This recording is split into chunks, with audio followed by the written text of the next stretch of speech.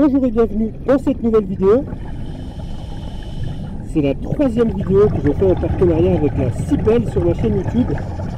Et aujourd'hui, on va parler des embouchures et de la truite lacustre.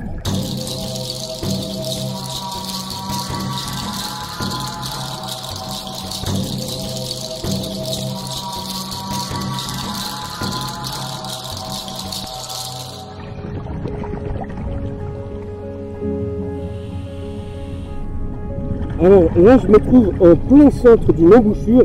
C'est l'endroit exact où se rencontrent le monde alluvial et le monde lacustre, ce qui remue beaucoup de débris. C'est une sorte de carrefour où se croisent de nombreuses espèces typiques de ces deux milieux.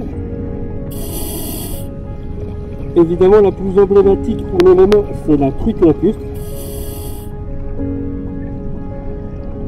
Et c'est ici que commence son périple migratoire pour la reproduction. Mais avant de partir à sa recherche, un petit rappel des richesses qu'enferment les embouchures. Tout au long de son parcours, la rivière va éroder les rives et transporter des sédiments. Ces matériaux charriés sur plusieurs kilomètres viennent finir leur course dans l'embouchure et permettent ainsi au lac de bénéficier de tout l'apport nutritionnel que représentent ces éléments.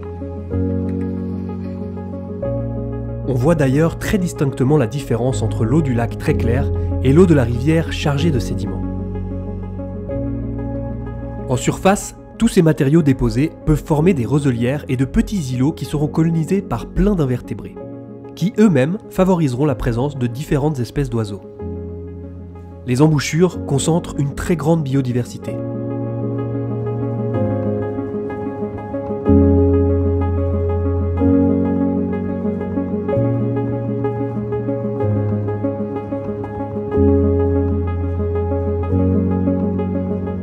Par exemple, on peut apercevoir tout un tas d'espèces d'oiseaux différents.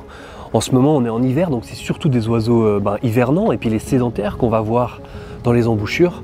Mais à d'autres périodes de l'année, par exemple lors de la migration, on va apercevoir des espèces qui vont faire leur halte migratoire sur les embouchures. Et en parlant de migration, les embouchures sont un point de départ fondamental pour une migration qui a lieu chaque année à l'abri des regards, et c'est sous l'eau que ça se passe.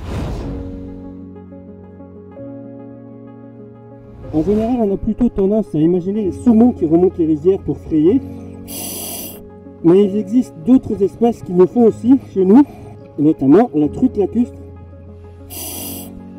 Avec la visibilité qu'on a aujourd'hui, on va vraiment rien voir. Je pense que ce sera plus simple qu'on se retrouve en surface et qu'on remonte la rivière à pied.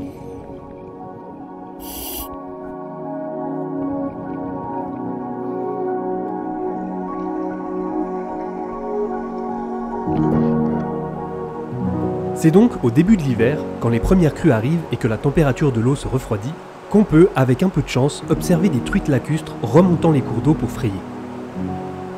Elles ne sont pas si simples à repérer car leur robe tachetée leur confère un excellent camouflage.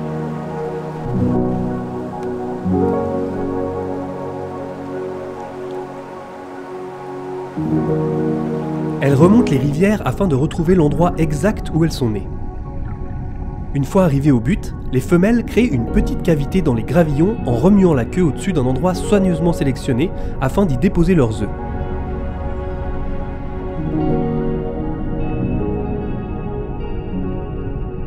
Ensuite, les mâles viennent et fécondent les œufs en y déposant leur sperme.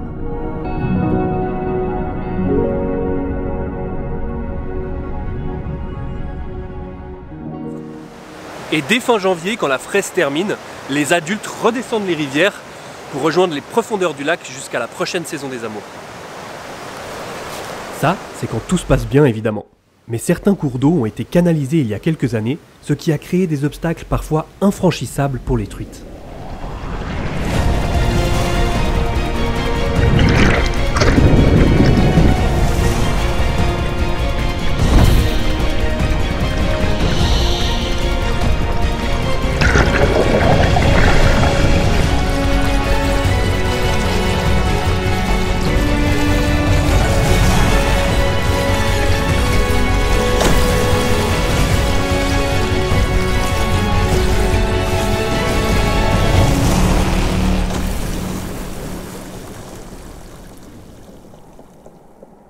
On peut malheureusement apercevoir certains individus épuisés au pied de ces obstacles. D'ailleurs, double peine pour celui-ci, car il est en plus atteint par un champignon parasite appelé Saprolegna. Si les poissons en bonne santé ne succombent pas forcément à ce champignon, les individus épuisés et fragilisés, eux, ne survivront pas. Et si la truite lacustre est en déclin dans le Léman, ce n'est pas à cause de la qualité de l'eau ou à la présence de parasites, mais bel et bien à cause des obstacles à sa migration.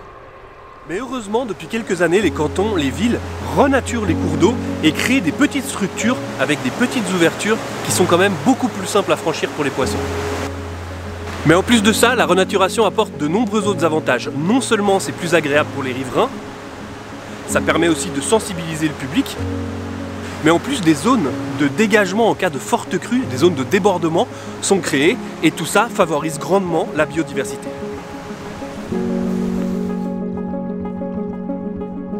Les embouchures et les rivières ont des fonctions écologiques essentielles parce qu'elles forment un couloir vert entre le lac et l'arrière-pays. Le lac, les embouchures, les rivières, 3 écosystèmes distincts mais profondément liés et interconnectés. Merci beaucoup à la CIPEL, merci à vous d'avoir regardé cette vidéo. Je vous mets en description tous les liens utiles ainsi que les 2 autres vidéos réalisées avec la CIPEL. Quant à moi, je vous dis prenez soin de vous et à très bientôt.